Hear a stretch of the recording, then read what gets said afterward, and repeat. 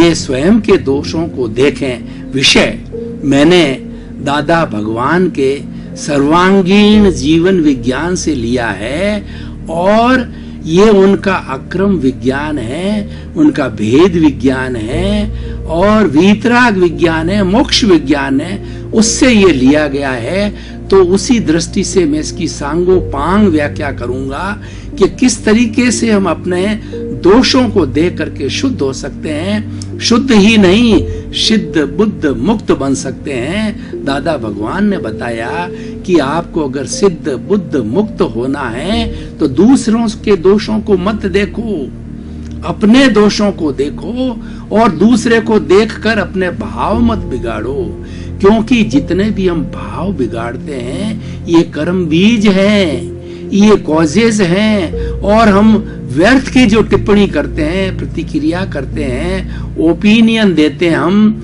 ये सारा जो है वह भाव कर्म है, ये भाव बीज है। ये न किया जाना चाहिए और अपने दोषों को देखना चाहिए। अगर दो चीजें व्यक्ति हृदयंगम कर ले, आत्मसात कर ले, तो वो शीघ्र ही सिद्ध बुद्ध मुक्त बन सकता है, जो कि उसकी अंतिम मंजिल है। मैं थोड़ा दादा भगवान का परिचय देना चाहूंगा।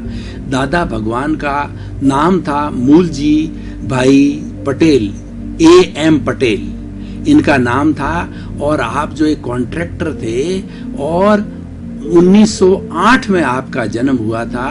1958 में आपको जो है एक बहुत बड़ा ज्ञान हुआ, और उसी ज्ञान से फलित हुआ ये अक्रम विज्ञान। और ऐसा कहा जाता है कि भगवान ऋषभ के समय में जब उनके 99 पुत्रों को दीक्षा दे दी गई थी, और भगवान स्वयं जो है दीक्षित हो चुके थे, उस समय में राजा भरत चक्रवर्ती था और राजकार्य चलाता था। तो भरत जी ने अपने पिताश्री से कहा कि आपने मेरे 99 भाइयों को दीक्षित कर दिया और वो तो मोक्ष चले जाएंगे, तो मेरा क्या होगा? मेरी इस तरीके से सारा युद्ध का संचालन और सारा राज्य काज चलाते हुए मेरी मुक्ति कैसे होगी? तो भगवान ऋषभ जो है उन्होंने कहा कि मैं तुम्हें एक ऐसा विज्ञान दे रहा हूं जिसका नाम अक्रम विज्ञान है। ये एक फ्लाइट है, एक ये हेलीकॉप्टर है, एक सीडी है। क्रमिक, हम लोग जो क्रमिक जो है तरीके से जो है क्रमिक विज्ञान से आगे बढ़ रहे हैं, और तुम्हारा ये अक्रम विज्ञान है वो तुम्हें सीधा ही इसी भव के अंदर मोक्ष ले जाएगा। तो उन्होंने उसके लिए 5 आज्ञाएं मुख्य रूप से बताई थी। और ऐसा कहा जाता है कि दादा भगवान का जीव उस वक्त में भरत जी के साथ में, और लाखों वर्षों तक वह जीव जो है इस अक्रम विज्ञान को असाधना रत करता रहा, और करते करते 1908 के अंदर जो है A.M. पटेल, अंबा भाई, मूलजी भाई पटेल के नाम से जो है उन्होंने जन्म लिया बड़ौदा के अंदर।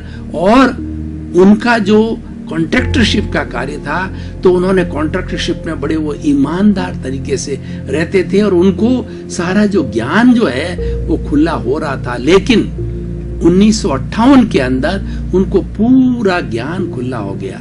ऐसा कहा जाता है कि केवल ज्ञान को उन्होंने 360 डिग्री का जो ज्ञान बताया, तो उनको 356 डिग्री का ज्ञान हुआ, और उसके लिए आगे उन्होंने प्रयास नहीं किया। क्यों? कि इसी भरत क्षेत्र में रह करके वो असंख्य जीवों को तारना चाहते थे, पहले सबको मोक्ष भेज करके फिर मोक्ष देना चाहते थे, इसलिए 4 डिग्री का ज्ञान उनके पास में कम रहा। लेकिन उन्होंने अपने भक्तों को, अपने महात्माओं को 360 डिग्री का ज्ञान दिया। और उन्होंने 1958 के बाद से जब वो निर्वाण को गए 1988 में 30 वर्ष तक उन्होंने जो है बराबर इसका अक्रम विज्ञान का प्रचार प्रसार किया, और इसके ऊपर साहित्य लिखा गया, और इनके इस कार्य को आगे चलाने के लिए कई आप्त पुत्र दीक्षित हुए। 1970 के बाद में आप्त पुत्र दीक्षित होते रहे, और कुछ ही वर्षों के बाद में आपका नाम जो है दादा भगवान रखा गया। दादा भगवान कोई व्यक्ति का नाम नहीं है, दादा भगवान भीतर विराजमान शुद्ध आत्मा भगवान का नाम है। और इनके अक्रम विज्ञान की सबसे बड़ी विशेषता क्या है कि पहला, ये हर वक्त चिंतन करो, 24 घंटे कि मैं तो शुद्ध आत्मा हूं और 84 लाख जीवा योनि के अंदर जितने भी प्राणी हैं उन सब की शुद्ध आत्मा है, एक जैसी है। लेकिन वो इस शरीर में उन्होंने रियल और रिलेटिव का जो है फॉर्मूला दिया, जो भी 5 आज्ञा हम बताएंगे। जो ये रिलेटिव है वो रिलेटिव कर्माधीन है, कर्मों के कारण मिलता है। और इस संसार को कौन चलाता है वो सारा बात उन्होंने 5 आज्ञा के अंदर बता दी। और पूरा एक अक्रम विज्ञान इतना सुव्यवस्थित रूप से वीतराग विज्ञान, भेद विज्ञान, मोक्ष विज्ञान, होलिस्टिक साइंस जो हमको मिली है उसके बारे में आज विवेचना करेंगे। जिसका सेंट्रल पॉइंट क्या है? सेंट्रल पॉइंट है अपने दोषों को देखो। जब तक आप अपने दोषों को नहीं देखोगे तब आपका शुद्धिकरण नहीं होगा।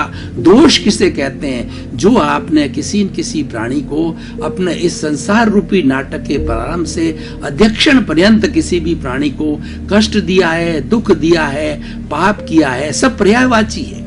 कष्ट कहिए, दुख कहिए, पाप कहिए, दोष कहिए, ये सब पर्यायवाची है। और ये कर्म फल के रूप में, कर्म रज के रूप के अंदर जो है वो बन जाते हैं। और ये कर्म रज हमारी आत्मा के साथ में जुड़ी हुई, जिसको कि अज्ञान कहा जाता है। उन्होंने इस अज्ञान को हटा करके ज्ञान दिया जो कि 5 आज्ञा में समाहित है। और जो भक्त जिसने ज्ञान लिया उसको महात्मा कहा जाता है। और इन 5 आज्ञा का वो आद्योपांत अगर मान लो पालन करता है तो उसका जीवन धन्य हो जाता है। और 5 आज्ञा के मुख्य रूप से वो अपने ही दोष देखना चालू करता है, अपने ही दोष देखता है, दूसरे के दोष नहीं देखता, दूसरे के गुण देखता है और किसी के प्रति भाव नहीं बिगाड़ता है। उस कारण से उसका बहुत बड़ा विकास होता है। और कबीरदास जी ने भी अपने दोषों को देखने के लिए कहा है कि बुरा जो देखन मैं चला, बुरा न मिलिया कोई, जो दिल खोजा आपना और मुझसे बुरा न कोई। कबीरदास जी ने कितना सुंदर कहा है कि मैं संसार का भ्रमण किया मैंने कि पता लगाऊं कि इस संसार के अंदर कौन व्यक्ति बुरा है, कौन व्यक्ति दोष वाला है। मुझे कोई दोष वाला प्राणी नहीं मिला।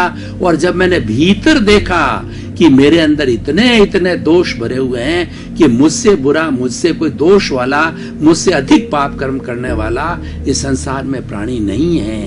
बंधुओं, ये बहुत बड़ा विज्ञान है। अब हम 5 आज्ञा को लेते हैं। पहली आज्ञा है व्यवहार दृष्टि से, जैसे अपना नाम, व्यवहार दृष्टि से मैं सोहन राज हूं और 84 लाख जीवा योनि के प्राणियों को व्यवहार दृष्टि से नामधारी, देहधारी, पैकिंग रूप में जानता हूं। दूसरी आज्ञा है कि निश्चय दृष्टि से मैं शुद्ध आत्मा हूं। 24 आवर्स चिंतन करो और अपने दोषों को देखने के लिए उनके ज्ञान के अंदर, उन्होंने 5 आज्ञा के अंदर जो ज्ञान दिया उस ज्ञान के अंदर मुख्य रूप से 2 बातें तय हो जाती है कि मैं शुद्ध आत्मा हूं और इस सृष्टि को चलाने वाला जगत नियंता व्यवस्थित शक्ति है। संजोग मिलकर के संसार को चलाते हैं और वही संजोग जो है वो सारा कार्य करते हैं। मैं करने वाला नहीं हूं, कर्ता भाव समाप्त होता है। दूसरा जो आज्ञा है वो आज्ञा है मैं शुद्ध आत्मा हूं और 84 लाख जीवा योनि के प्राणियों के भीतर विराजमान शुद्ध आत्मा भगवान के दिव्य दृष्टि से दर्शन कर उनको नमन करता हूं।